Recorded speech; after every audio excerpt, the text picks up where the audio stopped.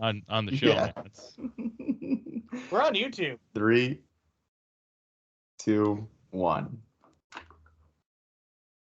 Buenos noches, amigos, and welcome to another episode of Not Another Sox podcast. I am Jack Webster here with Matt Galveo and Matt LeBeau.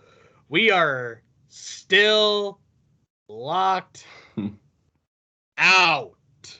Oh, yeah. And not being locked out for a little bit longer, it seems. No, and the MLB did the classic, tickled your balls last night. Late night, had people stay up, pretty late, early morning, and thought we were going to get a deal done, by the extended deadline, earlier this evening, 5 o'clock. But obviously that didn't happen, and here we are. We should have known. We should have known. Yeah. When Bob Nightingale is the one that he stole the show or orchestrating the comeback, we should have just known. Like, baseball Twitter is just trained better than this to know that this is just how it was supposed to be written. Bob Nightingale, who, as of 2 days ago was probably the least respected man in baseball media, orchestrating the greatest comeback since 28-3 against the Falcons, and we just should have known that's how it was going to end. But no, yeah. All seriousness, I am devastated. We now officially canceled the first week, which is the first 2 series. Which, again, if you're keeping score at home, that's a Yankee series. So that's huge. That's huge, and It's very, very sad. Very, very sad. And it's 6 home games for the Sox, I believe, too. Mm-hmm. Yep. No, I mean, the writing was on the wall. I feel like people from the very beginning knew that this was more likely to happen than not. And that's an unfortunate thing when you can see it not only from all the problems that they had during the 2020 season, getting that on board without even any collective bargaining agreements. And then, not only that, a lot of people called it from the 2016 agreement that they had, that it was kind of just more of a Band-Aid leading up to this. So it was, put off for way too long. I think everybody can agree on that, especially with, MLB waiting over a month to actually even start a lot of the labor agreements and talks and everything. So from a fan's point of view, it's just super frustrating. So, there's not too much we can do about it at this point. And I think that's kind of the worst thing about all of this. Yeah. And don't get me wrong, like, from a fan's perspective, there's plenty of frustration to go around. Like, obviously we side with the players, but it is not easy to see this process unfold in front of your eyes when really, like, I think we can all agree, like, this is probably one of the most important things in our lives, and we're not even getting paid. So, and I'm not criticizing the players whatsoever. This is all on Major League Baseball, 100%. 40 some odd days to start negotiations, just the back and forth, the rhetoric. It really was entirely on Major League Baseball. But yeah, it sucks. It definitely sucks. Yeah, I mean, and like you mentioned, Jack, they took forever to, start negotiations, and then they kind of waited until the 11th hour here, last night, and then, all day today to get, something taken care of. So it's like, where do they put the fans in all of this? The people that, pay their salaries, and, the people that, make, the owner's money, the players' money. We're the ones that, watch games on TV, buy tickets, buy jerseys, all the apparel, all that stuff. So it's like, it's kind of a kick in the dick, to the people that, like us, fans, all around the world, that watch the MLB, and, it kind of feels like, it kind of just feels like a slap in the face, really, at the end of the day. No, it definitely feels like, something that could have been avoidable. And the only thing that I've ever heard an argument for MLB waiting so long to, start the negotiations and everything is basically the only incentive for MLB was to run down the clock until it got to this point to try to get the union to cave. And it didn't work. They thought they probably would have. And, so that way the players don't lose more money than they already had in 2020 and teams don't lose anything either. So it's hard to see a winner on any side if you're a player, if you own a team, if you're a fan. It just seems, like something that could have been avoided if there was any type of, real communication between either side until, at this point.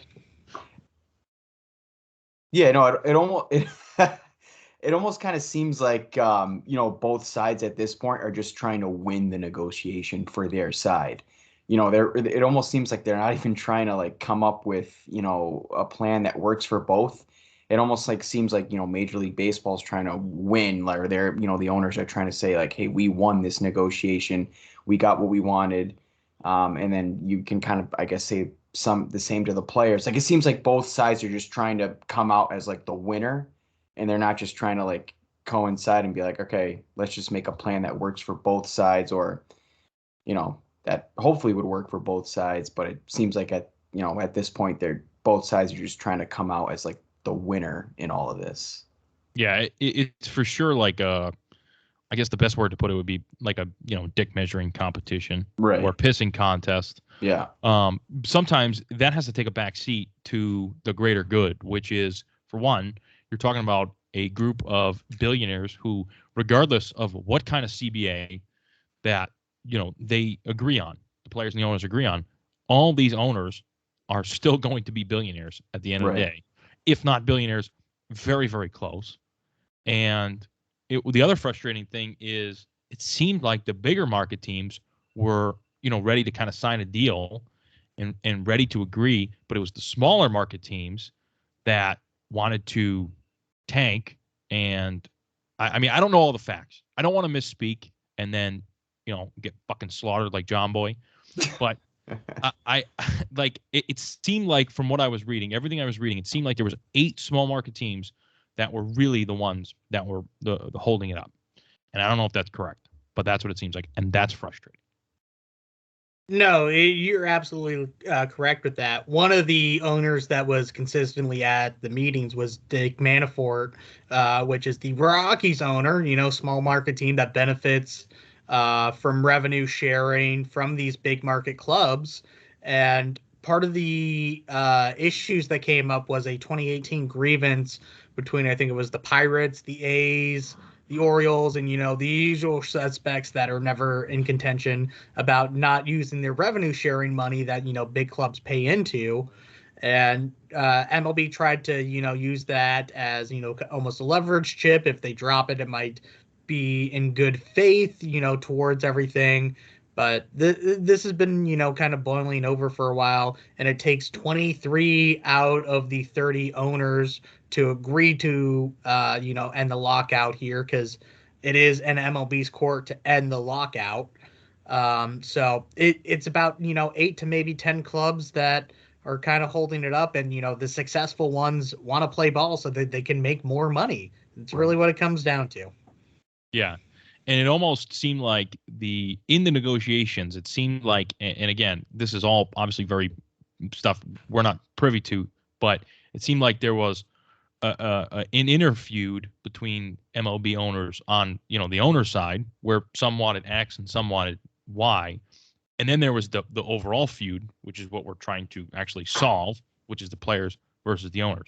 So this all comes back to the fucking 43 days that we wasted, jerking off and doing nothing. And if we had that time and you started this process even 2 weeks earlier, we might not be, our happiness might not be hinged on a Bob Nightingale tweet at 3:30 in the fucking morning saying that there's a deal. Yeah. We might have a deal, or tomorrow, we might have a deal, or whatever. But canceling those games is not the biggest deal in the world, but when's it going to end? Right. If there's a set, light at the end of the tunnel, then, I'll play along, but we don't know that. That's what's frustrating. Yeah, no, it definitely is. I mean, like you said, LeBeau, I mean, there really isn't an end in sight. It seems like, they already canceled the first two series, so it feels like at this point, I don't really see Major League Baseball, this might go on for who knows how long. I mean, it could go on for another month. We could be, at some point you could say, all right, this first like month of the season is canceled. Then you're really starting to lose a bunch of games in him. And I guess you can afford to, you lose, the first couple series here. But if we start going beyond that and you're losing like a month of the season, that's where it gets pretty bad. Yeah. Sorry, Jack. Go ahead. Yeah, no, I think it's a real possibility we lose 100 or we lose about 81 games. We might be playing a half season starting in June, July, where, it's almost like pandemic ball again, Yeah. where you're, having a completely different season than what players are used to, not only on the major league level, across all levels. There's almost no 81 game seasons in professional ball that, are legitimate at the end of the day. So Right. it just changes everything. And I mean, you wonder how much is enough before they can actually agree to something. Right. And as a fan, you just want an untouched season. Like we all know, right? And it's something only from a fan's perspective that you'll understand. Like the small things, like maybe losing out on one game because you can't make up a game, like a weather game, right? Yeah. Postponement, and one team plays 161, and you just see their record just lopsided. It just doesn't make sense for years and years to come. Let alone canceling, 40 games or 80 games. If a division race comes down to, one game, the fan base that loses that divisional race is going to think, well, we should have had 40 games to make up that ground. Instead, Yeah. you know, owner greed is could be what cost them the division. And that's I feel like that's obviously super frustrating for players, but it's frustrating for fans because we already had a COVID shortened season. Right. This is the last thing that baseball needs. Right. I mean, like you said, we had the COVID shortened season. So, at what point do they just, I know, Jack, we've talked about this some at work, even a little bit, just shooting the shit there. I mean, at what point does it get to the point where you could say that they realistically might not even have a season this year?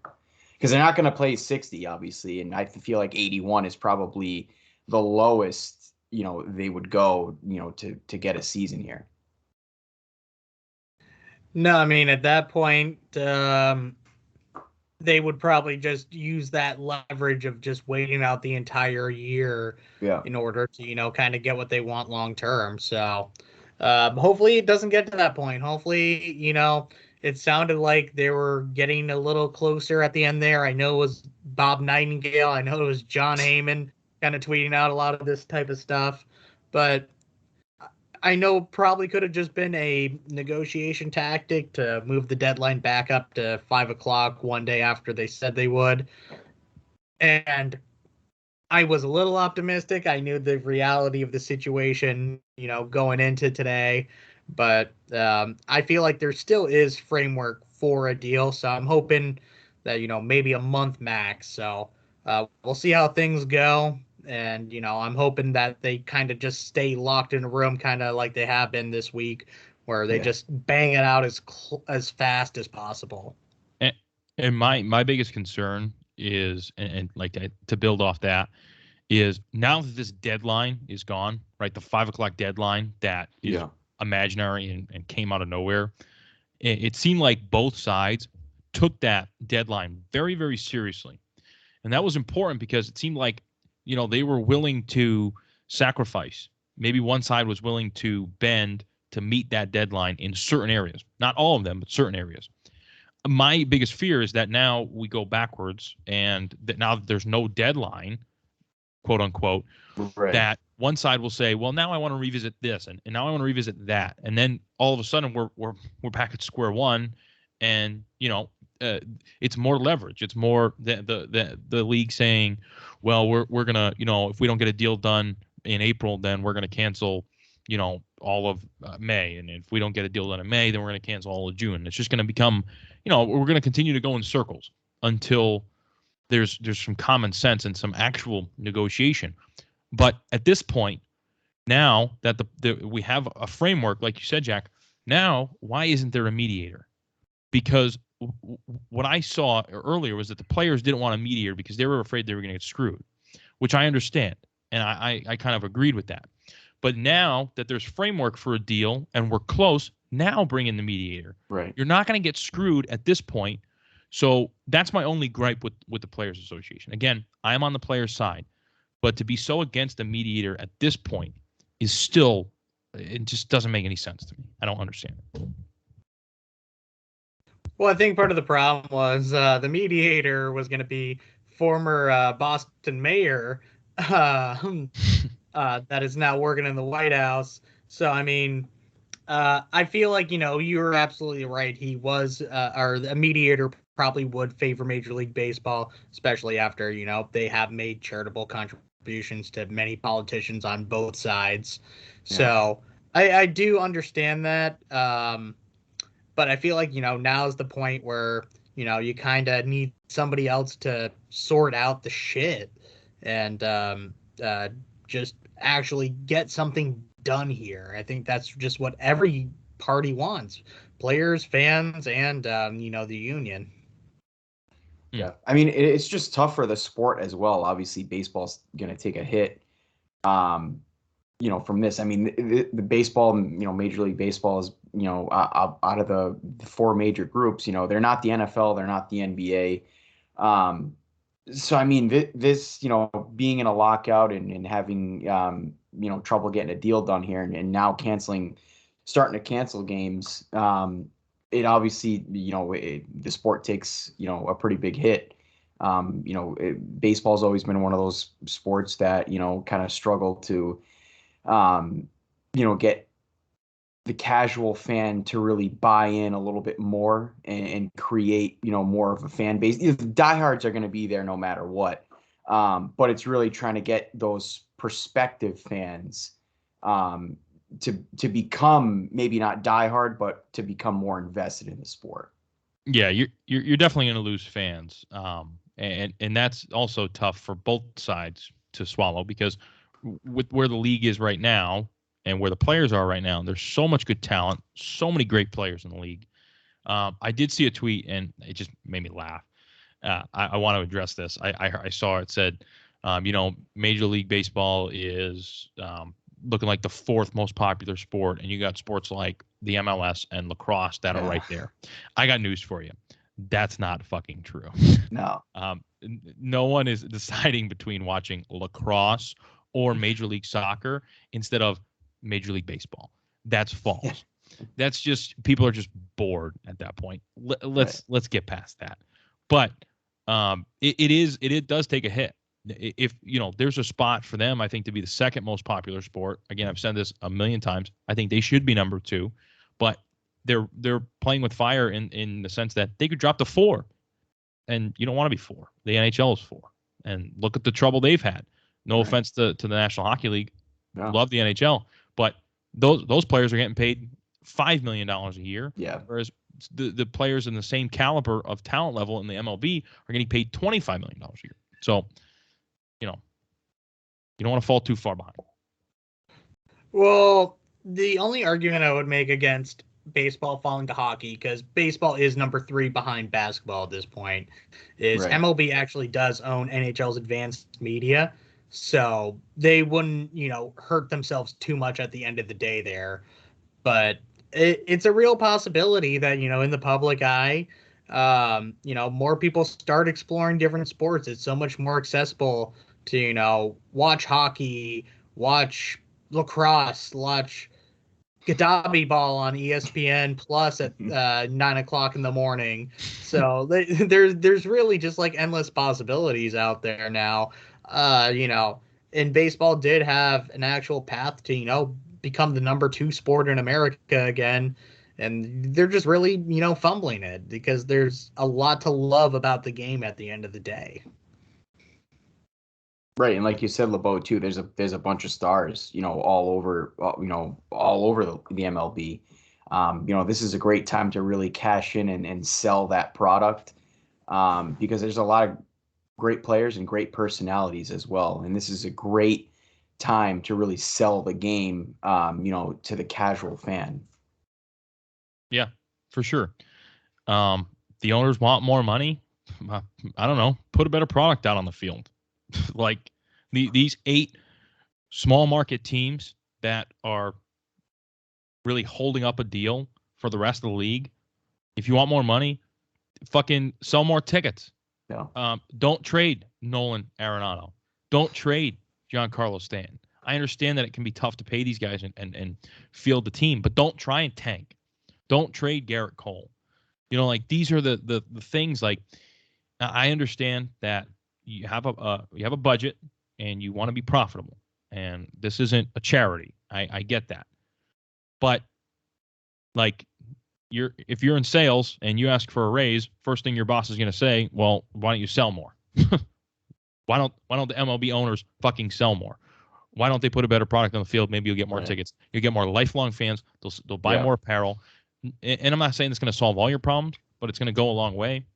I mean, I give the A's credit. Yeah, they don't spend a lot, but at least they've tried to find a way to win and be creative. Same thing with Tampa.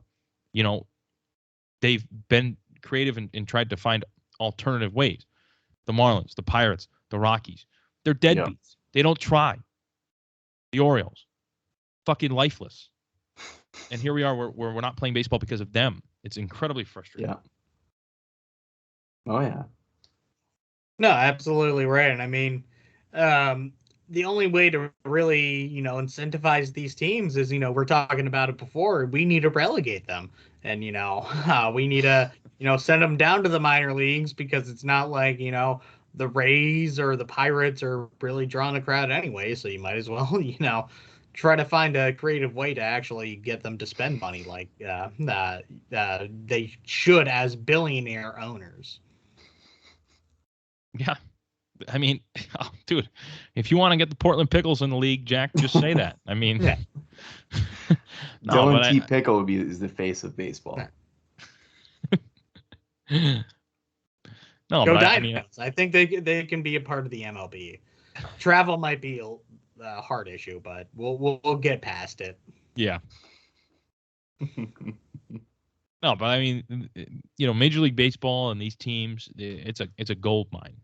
And again, I'm not saying that you have to spend with the big boys and you have to, have a $200 million payroll, but, put a better product out on the field. That's not really too much to ask. No, not at all. Yeah, so do we have any predictions about when opening day might actually be this year? We'll go Price is Right rules, closest without going over. Yeah. Okay. Oh man. Are we picking like a specific date? Yeah, we'll go by specific date. All right. Let's see. I will go with. I'll go with. Let's go with May 12th. Okay. Okay. Well, you kind of beat me to it. I was gonna say May 16th. It's a Monday.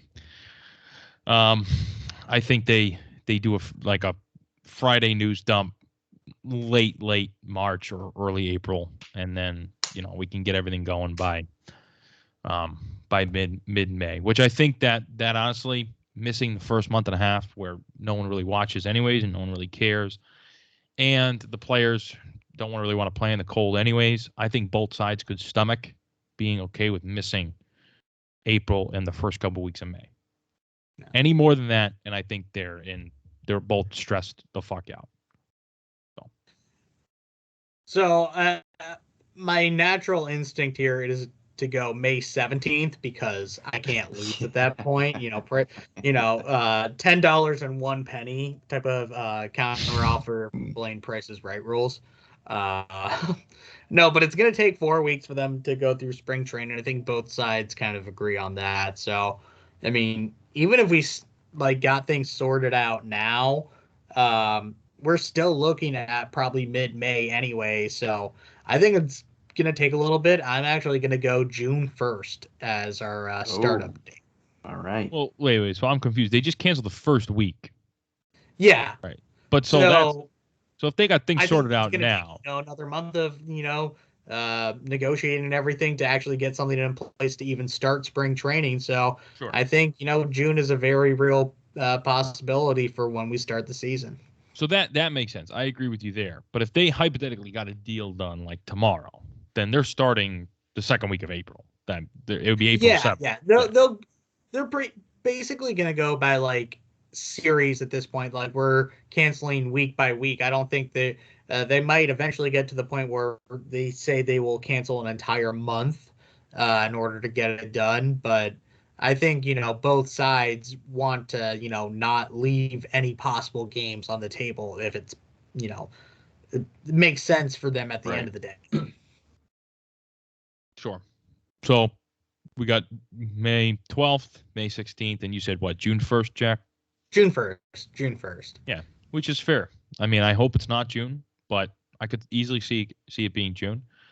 I think any later than that, and I think that there would be serious discussions on both sides of canceling the season. We touched on this a little bit before the show, but yeah, I definitely think that any later than that and the season's in jeopardy.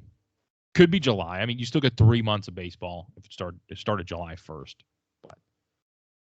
But no, and they did it before where they started in late July and they played a season with a champion at the end. It was very weird, and I think obviously they just wanted to do anything to make any money at that point. So hopefully it doesn't get to quite that point where we're only playing teams on the East Coast because it's cheaper or whatever. But we are looking at a possibility of losing a significant amount of games. Oh yeah, as we've kind of been over at this point.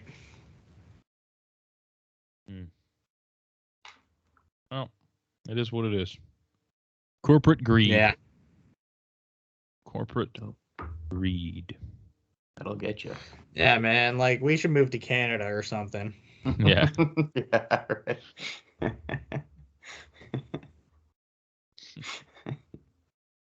Well, we have James Paxton, so there you go. He can show us the way. Good Canadian guy. The big maple. The big maple. That's right. I think out of everybody that we signed, I keep forgetting that we have James Paxton over like anything else. Yeah, what a genius signing that's gonna be when they signed him. Yeah. And he misses all this year, and no one plays this year anyways. Dude, that is like such a big brain move. You're not wrong. I know. That's like the Chris Sale, Tommy John 2020. Yeah. I was like, that's didn't matter anyways. Like we'll trade Mookie Betts for 3 years or for 60 games in order to get Alex Verdugo, Jeter Downs, and Connor Wong. Like it's 60 games and we're gonna suck dick anyway. So we might as well hope you win a Mickey Mouse championship. Yep. I really hope. Obviously, I'm not saying anything groundbreaking, but I really hope there's a season. I hope there's a solution here, and I hope it comes obviously sooner rather than later because this is tough. Yeah. I mean, there's just really not too much else to be said other than that at this point. Yep. Tough day for baseball. So, we do have some other news. I don't even want to say on a lighter note, but we had probably one of the more wild stories of Red Sox minor leaguers over the last few years with Brett Netzer, who I don't think anybody heard of before this week. Nope. Can't say I have. Yep. He's Brett Nazi. I can't even say that word, but Yeah. If there's anybody you can say it about, it's applicable. So we'll go with it. yeah, that is wow. I mean, again, just kind of a situation where the words aren't really like the words don't do it justice. Like it's hard to put into words how unbelievable that is to not only be so admitting about being obviously racist and homophobic, but then to double down on it is amazing. And then be anti-Semitic toward your president of the club. I mean, it's like Yeah. I get like dude, I get nervous like just talking about it because Yeah. again, like I don't want to like have a soundbite that ruins my life, but it's ridiculous. And I hope he never has a job ever again, but I don't think I have to worry about him being in baseball, No. but that is wow, that's unreal. That is unreal. So let's go over what exactly happened from start to finish, really, for people that might not be familiar, maybe are listening that aren't on Twitter that didn't really see all this commotion. So, Red Sox third round pick from 2017, Brent Netzer, never made it past Double A ball. And the last time he actually played professionally was in 2019, where he batted 247 with a 320 on base. So not exactly, killing the ball either.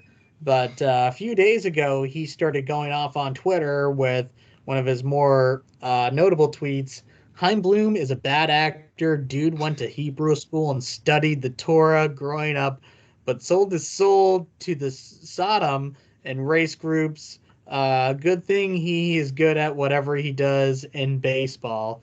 And went off on a few other things about that.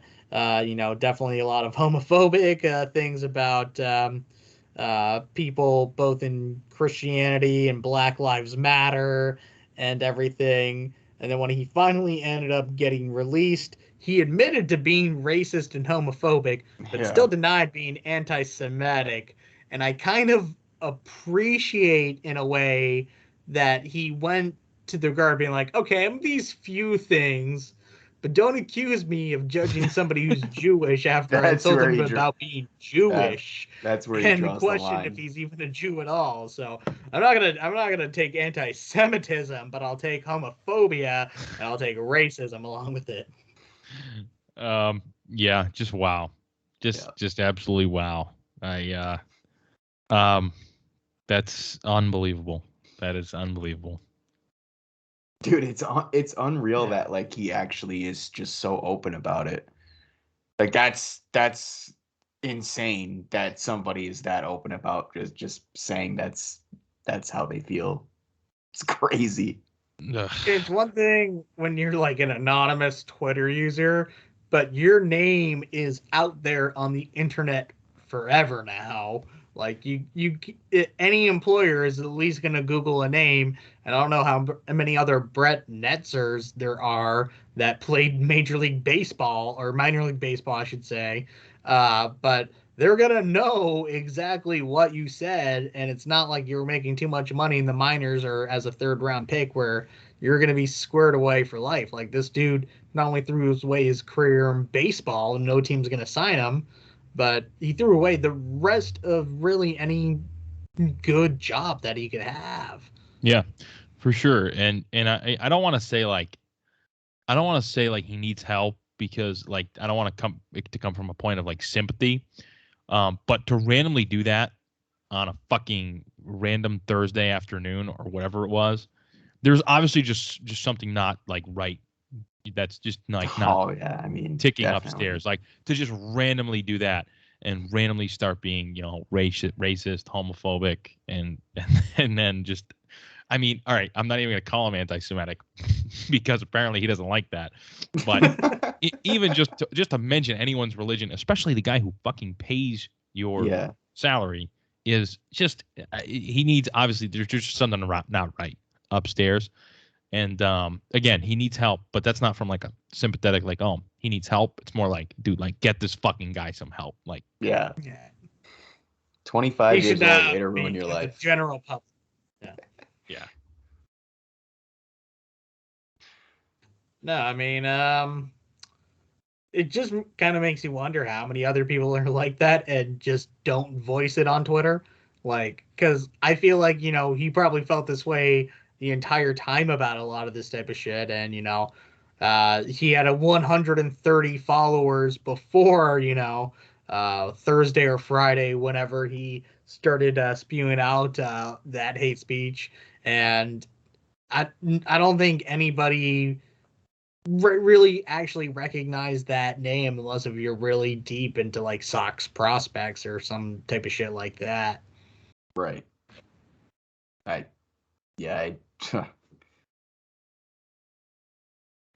a guy. Unbelievable. Yeah. Unbelievable. Yeah, that's nuts. Yeah. Well, good on us. Also nuts that the Yankees will just retire any fucking number. Yeah, that's wow. What we call segue. Yeah, what a segue. But speaking of Jews, how about that team from New York? The Mets. Yeah, no, that's Paul O'Neill. That's nuts. That is nuts. Who do you feel would be like the Red Sox equivalent to retire their number? Like, so I have a comparison. We actually mentioned it in our group chat. There is a very notable Red Sox comparison that we can make to Paul O'Neill. That I don't think any logical Red Sox fan would actually say we should retire his number, even though he is very beloved. So, I don't remember who it is. I specifically didn't tell you. I think Matt Galveo knows. I don't know if you told me. I would. Okay. It to me it kind of stuck out as like maybe like a Kevin Youkilis. Okay.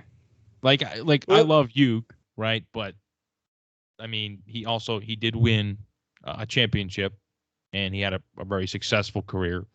Great on both sides of the ball, but he's not a Hall of Famer, and he's not a top 10 Red Sox of all time, just as Paul O'Neill isn't a top 10 Yankee of all time. So, yeah. But who I guess who do you feel is the comparison? So I'm gonna give you the numbers here first.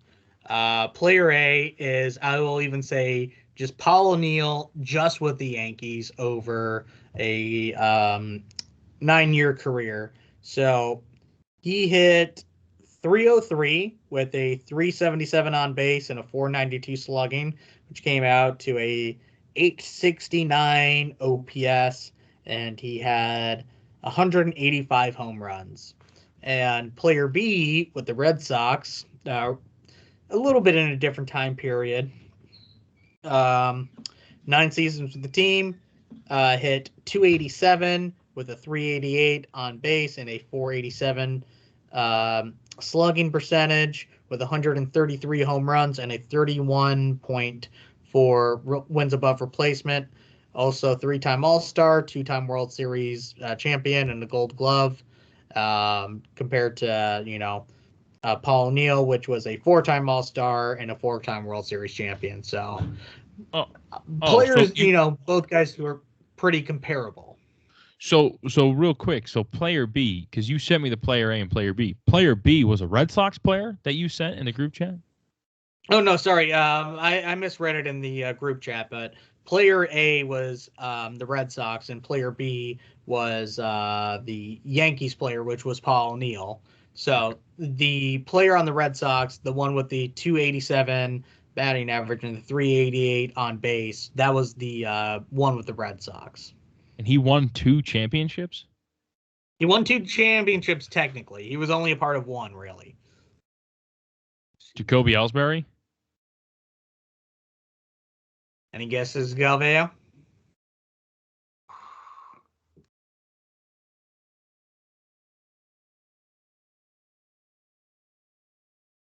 Two championships. We even mentioned him slightly on the 04 episode that we did last time. I'll give you guys that clue.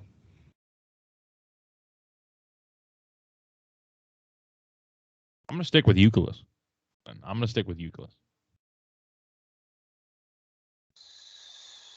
Javale? It's not it's not Trot Nixon, is it? So no, Matt LeBeau, you got it right. It was Kevin Euclid. I knew it. That's awesome. Yeah. That's awesome. Okay. So yeah, great comparison. That's the first person that comes to mind. I feel like they're so paralleled in the sense that they're like beloved by the fan base, but when you retire a number, it's like it's not just guys that you really liked and that played well for you. It's like you're talking about legends. Like legends. Like yeah. Monument Park shouldn't just be, everyone that fucking won a World Series with the Yankees. It should be heroes, legends. Paul O'Neill doesn't fit that category. He just doesn't. And neither does Kevin Euclid. If I ever fucking see that number 20 hanging in the right field awning, I mean, that would be a sad day because that's reserved for legends that will never die. Right. Not guys like Euclid and Paul O'Neill. Because then I think if you asked Kevin Euclid, oh sorry, go ahead. No, I was just gonna say because then it just turns into like a bunch of guys that were like good but not great and not like the best of the best.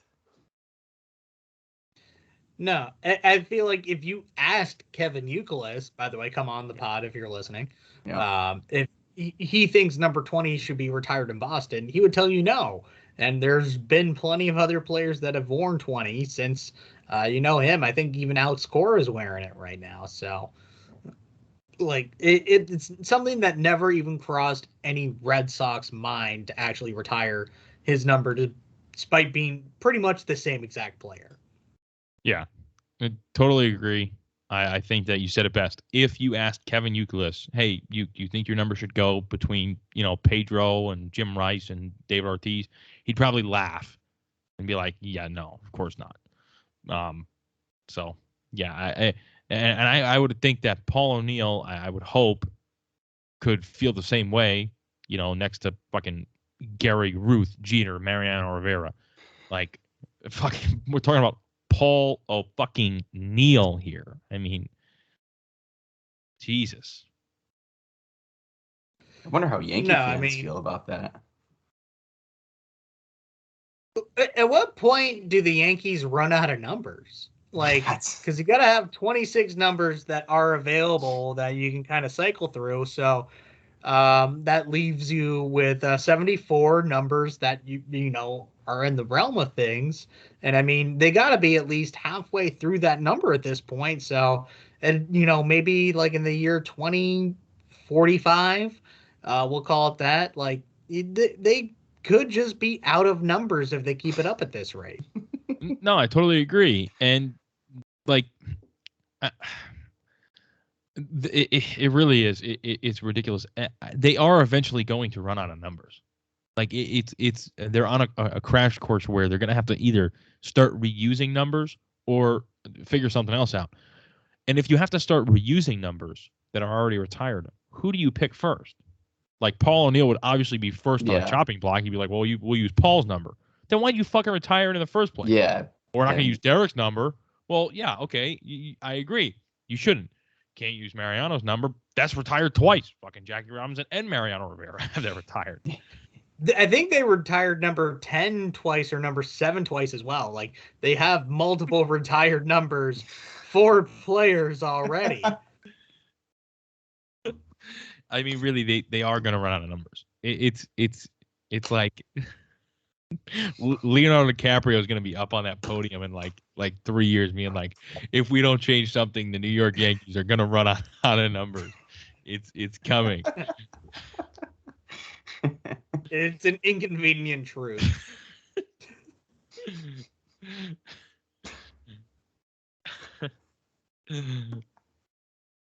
No, I think they might start using like fractions. They might like start using like imaginary numbers, whatever those were in school. Like it's just like a negative number, trying to find the square root of it or some shit, whatever it was. They'll use like the infinity sign.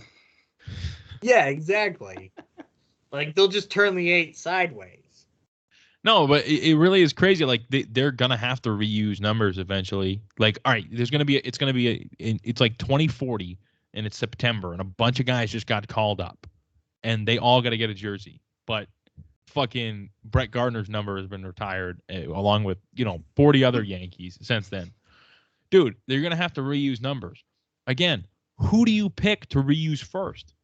Like that's just gonna be such a slap in the face. Oh, the Yankees, I was first. Yankees picked me. Like that sucks. I'd be like, dude, fuck. Like, why? I don't see you wearing fucking number 3 for the babe. Yeah. Do you think the Yankees voted against the lockout so they wouldn't have to retire Aaron Judge's number eventually, and he could just go to free agency? Yeah, I think the Yankees' plan was for them to lock out the entire season, wait on it, so that way they don't have to give a farewell tour to Aaron Judge and get nothing back for him when he signs with like the Seattle Mariners in 2023. Yeah, what like a news dump that'll be. It'll be like the day after the CBA gets agreed on. And Aaron Judge he'll be a free agent. He'd be like, yeah, I'm signing somewhere else. That's it. Yeah, I'm not going to win here. I'm going to actually go somewhere else, like the Seattle Mariners. Yeah. The notorious winning franchise. The Pittsburgh Pirates. Jay-Z is his agent. Yes. That does bring us to, former Yankees news with Derek Jeter stepping down from the post. Yeah, I did see a funny tweet that that asked if the Marlins gave him a a care package when he left the arena. Yeah, geez. I think that was us. That was we we did send one out. That's right. Yeah. We sent him out a little gift bag. Yeah, Jeets. Yep. Yeah, that's interesting. That's really interesting. To get in there, blow it up, trade stand to the Yankees for nothing, and then quit is pretty unbelievable. Pretty unbelievable. It's an inside job. It's a Yankees inside job. It kind of is. Absolutely. It really is. Yeah. Go to the Marlins. And who is the MLB vice president? Joe Torre? Oh, that's convenient. And they still can't fucking win. They still can't win the division. They can't even cheat and win. It's just like Alex Rodriguez all over again. Yep. Maybe A-Rod will buy the Marlins. I think I'm just going to miss the home run statue more than anything else. Yep. R.I.P. I know. It's a sad day, but I think, the real reason he did it is because the Yankees do still have that glaring need at shortstop. So I think, he's coming back. He wants to be unanimous in the Hall of Fame this time, so he's going to actually remove himself from the Hall so that way he can play again and maybe get that one last voter in. Yeah. What an orchestrated piece of Hollywood that his last at bat at Yankee Stadium was. Mm-hmm. With that absolute freaking moon pie that whoever was pitching threw him and he could get a walk-off single the other way. That was scripted. I just want to go on record. This was obviously it was actually supposed to be a home run ball, but he just didn't have that ability at this point in his career. So it was a weak single to right field, throw off the line on purpose, and Manfred actually did that one right, except for when he had to come to Fenway for the next 3 games and absolutely suck shit. Like he did. No one's gonna remember that because he was terrible. Because that's not the narrative big MLB wants to push. Big MLB. That at bat was directed by Spike Lee. Yeah, 100%. Yep.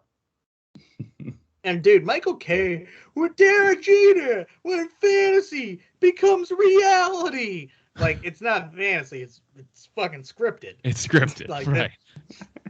Everybody knew this was gonna happen. This is fantasy. This is your fantasy, and you made it happen. This is literally like Jack was in the stands tipping his cap. All fake. Respect. Yeah, it's just like the NFL with the playoffs. Like you know what you're watching is not real. It's WWE. Oh, right. The winner is scripted. The Orioles aren't gonna beat the Yankees. What are you, stupid?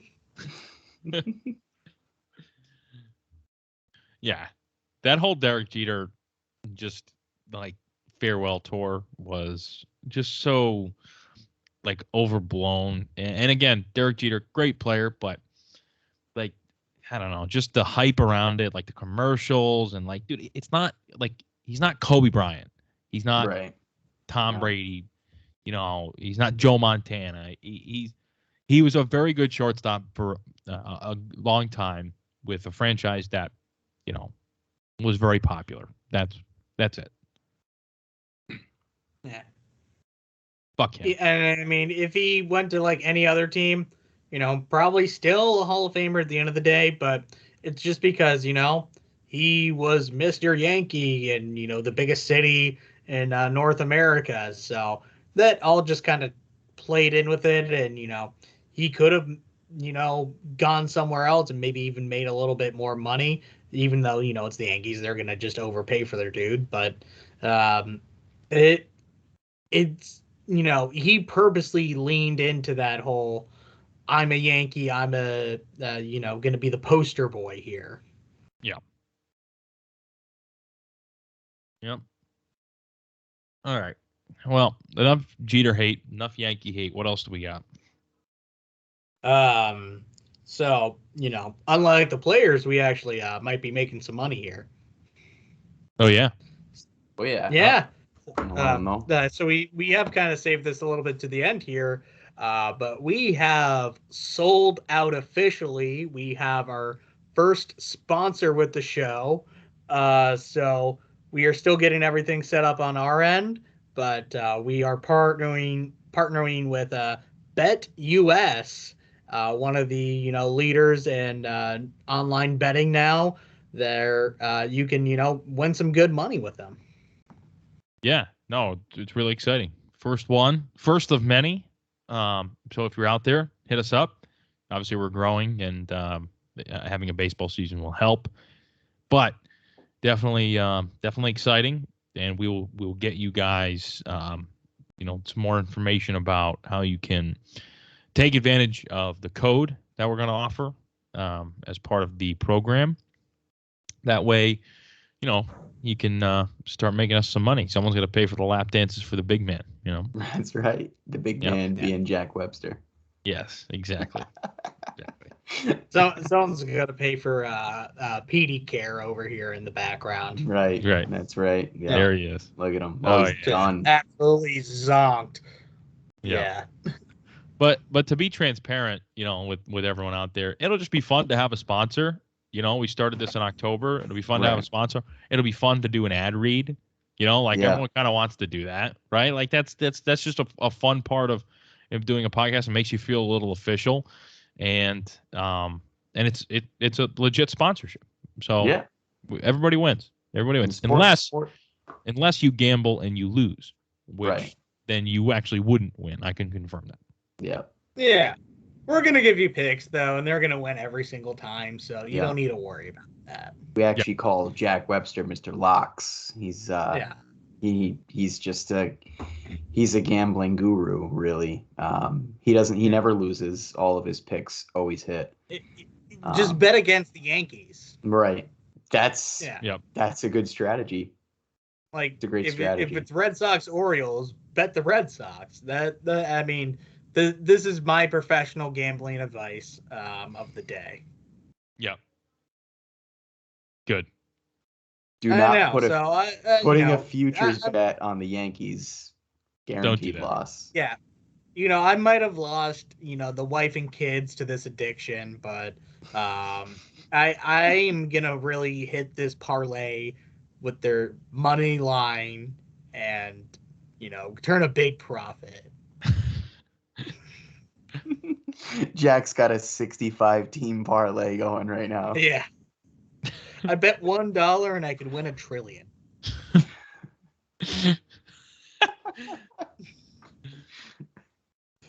I definitely said some gambling stuff there. You did. Yeah. You If you have a problem, 1-800-GAMBLER. And then yeah, Bet US. We'll get you some more information on it. It is all legal. So it's all federally regulated and whatnot. So, but steroids are not. You should do those though, but they're not legal. But you should do them. And steroids will make you better at betting. Right. Yep. Yeah. Right. Do they drug test for steroids? Just look at Pete Rose while gambling. That's a good question. I could get some more information for our listeners out there. We got to see if they test. If do they test? Yeah. It does not stop you from being a Russian figure skater. So if that doesn't stop you, I don't know what will. You can't say the R word now. Yeah. Oh, that's right. You're canceled. Yep. Sorry, if you were a USRR figure skater, then it's allowed. Should we announce? Honestly, I mean, there's not much going on. Should we announce the hat giveaway, or you want to do that next episode? Not to. Let's tease it here. We may or may not be doing a hat giveaway. Fancy hats as Maybe. me and Jack, as Jack is modeling, and me too. So yeah, so if you're watching on YouTube, these guys are modeling the hats. I don't have mine on, but I wear mine most episodes. They are very, very nice. They're very stylish, and no, they're awesome. They're What's awesome. that pose that like every kid used to do, like school pictures, like you just like this? Yeah, that's tough to look at. Yeah. We'll be announcing the details on how you can win one next episode, and we'll be posting some pictures of them.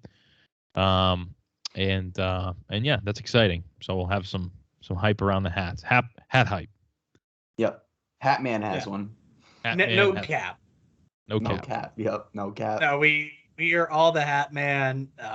You have taken way too much Benadryl. Please wake up from your coma. Your family misses you. Please wake up. You guys want to do the random socks year real quick and then hit the bricks? Yeah, that sounds good. Alrighty. I was not prepared today. That's all right. Take your time. While you're getting that up, don't want to happen again.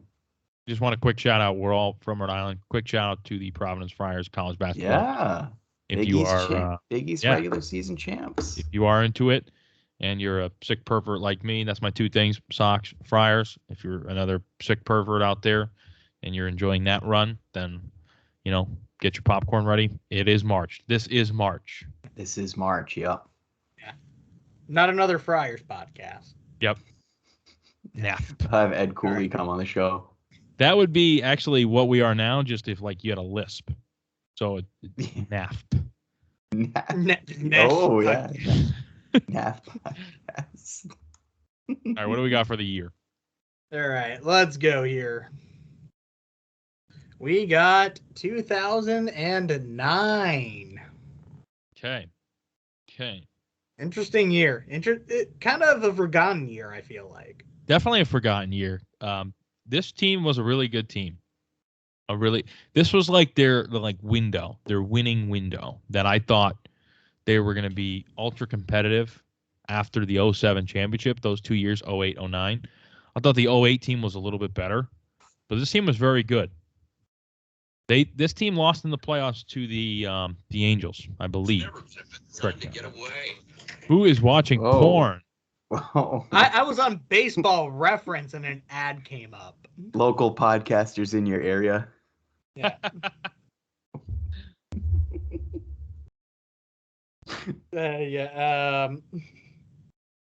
No, that 09 team, you kind of came off of two great years with 07, 08. winning the World Series and almost winning it again. And then to kind of more of a disappointment, not the greatest regular season and definitely not the best postseason either. Yeah, it just seemed like a whole lot of nothing in the regular season, like a little flat, but had a good lineup. I mean, if you look at the players, I think they were maybe missing this was the first full year without Manny Ramirez. So that was the whole thing. You had Jason Bay though. Right. You did replace him with Bay, which he was pretty good for the Sox. You also had Mike Lowell kind of he was on his way out at that point. Well, no, he had a good 09, decent 09. He Euclid hit was 290 that year. Yeah, no. So 2010 was his last good year. Yeah, or his last down year. That sounds right. Yeah. Pedroia, Ellsbury, they were kind of in their prime, doing their thing. Ortiz, I don't know. I feel like that year he was kind of in a little bit of a rut, right? If I'm not mistaken. He did that 238, 28 bombs. Hit 794 OPS. So that was not a good year for him. Any means. So you lose Manny, and Ortiz doesn't really hit all that well. That's a tough thing to come back from, and they obviously just couldn't really get over that hump. Can anyone name the starting shortstop for that year, according to Baseball Reference, at least? Well, I would say it's Jed Lowry because I just saw it. Not in terms of games played. So was it Scudero? No, Scudero was 2011. Julio Lugo was on that team too, right? He was pretty young. He was, but he didn't play the most games there. Was it Nick Green? It was Nick Green. Oh my God! What a fucking joke! Wow, that's horrific. Yep. Yes, Victor Martinez was on that team. Yes. Yeah. So obviously some injury stuff there, some struggles, inconsistency. Papelbon blew it in the playoffs in that home game. I do remember that. But yeah, not too much to talk about. Check that one off our list. Again, it's unbelievable. Have we had a World Series year yet? No. It's fucking unreal. I know. What's the point of winning championships if you're not going to get a random year? Yeah, then we're going to have 4 in a row, though. Yeah. That's true, yeah. So I did want to touch on the playoffs a little bit that year. So it always felt like the Angels were just an automatic first-round bye, essentially, after defeating them so many times throughout not only the 20th century, but before that even. So I remember going into that series being like, oh yeah, on to the ALCS essentially. And then, you lose 2 out in Anaheim. And then, game 3, Papelbon blows it in the 9th, which was just unheard of at that time. So it was over before it even felt like it started for the playoffs. Yeah, no, absolutely. Tough series, tough go. 2010, they didn't even make it. Well, actually, yeah, now that I think about it, the last playoff game they played in before 2013 was 2009. Yeah. So they had a playoff drought for 10, 11, and 12. So that's tough. Yeah, they're a very disappointing team. 08 and 09 to me were the 2 disappointing teams, I feel. Yeah. Besides 2011, of course. Yeah, and we'll, talk about 2011 eventually. So, did we already talk about it? We did have 2011. Yeah, 2011, we did. Yeah. So. Yeah. No. I'm trying to see. Oh, that was the year John Smoltz was on the team too. Yep. Smoltzy. Yeah. Pitched 8 games with us with a 8.33 ERA. Yeah, he's terrible. I was at that first game in DC. I did not know his history at that point, that he was essentially a Hall of Famer, and I hated him for the longest time. Still kind of do, but then you realize he's a top 50 pitcher of all time. Yeah, but for the Braves, Yeah, that's true. That's true. Doesn't count. Well, I think that pretty much wraps it up. What do you guys think? Yep. Yeah. I think we covered it all tonight. A pretty good show. We were Yeah. able to piece together a lot. About an hour. Yeah. You know. You're talking about the Braves, Jack. You know, I think the Braves killed baseball, dude. They won a World Series, and then look at what happens. That's it. Yeah, exactly. Atlanta sports. Like they sacrificed everything for that state to turn blue and win championships, even if it means there's no baseball to ever be played again. The ultimate sacrifice, Atlanta. Yeah. Yep. And it's not even like Bronxy where he just died out for nothing. They purposely did this. Bronxy's dead. Yes. Don't believe any Bronxy CIA doppelgangers. Yeah, don't believe the tweets. Don't believe him. He's dead. He's dead. Yeah. So, we'll be back next week. Hopefully we'll have another, kind of fun special episode, maybe something a little different than the 4 days in October one.